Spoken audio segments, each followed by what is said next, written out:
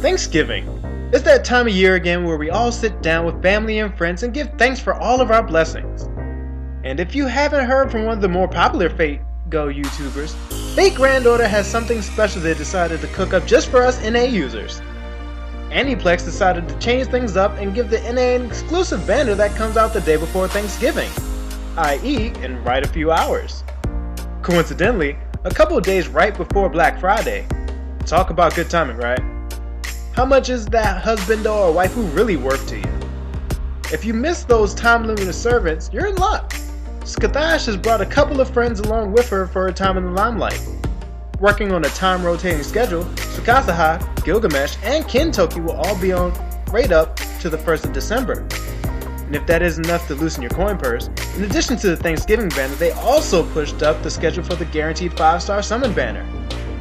Not many people have been getting lucky with their summons, well, unless you're a salt miner. So this banner is a godsend for those of you who are tired of your favorite servant drinking that delicious cocktail of your quartz and tears. Two other things I want to make sure I talk about from the coming of this new banner is the Mona Lisa Craft Essence, which is a whopping price tag of 5,000 mana prisms. I hope you guys have been saving up, because if you haven't, let's do a little math. We have 93 days to get all 5 crafting essences. So if you're a good little master and you collect all the mana prisms from the daily quest and get 30 prisms a day, you'll still only have around 2,790. This leaves a deficit of 2,210 mana prisms. If after hearing that you still want that Mona Lisa, you're probably going to have to start a bonfire setting craft essence and servants ablaze all the like.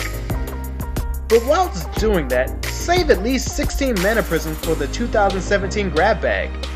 It comes with 8 golden apples, 2 summon tickets, 16 folk cards, and 20,000 plus friend points. 2 summoning tickets regularly cost you 40 prisms, so it's the ergonomic deal for the thrifty master. Since Scathach could be called the harbinger of all these goodies that we have rolling out anytime now, let's do a cursory overview of Shisho, shall we?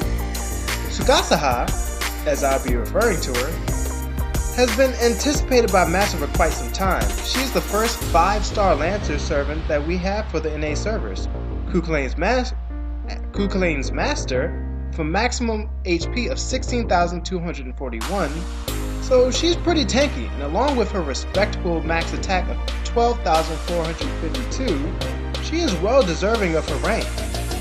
Her star absorption is at 88, which is pretty typical for her class, with a star generation of 12.2%, which is the top of her class, tying only with one other Lancer servant. Her NP gain on attack is actually pretty abysmal, for her class being at 0.71, the typical being around 1.7, 1.3, and NP charge on defense at 4%. Now she has the typical Lancer deck, Quick Arts Buster. Her Buster card hits for 6 times and her extra attack hits for 7 times. So a card spread like Quick Buster should generate some decent stars easily. Going down to her skills. Her skill. Alright. Her first skill, Wisdom of the Abyss A+, is an evasive skill that has an 80% chance of increasing both critical star absorption and critical damage for 3 turns. At level 1, the absorption starts at 300% and critical damage starts at 30%.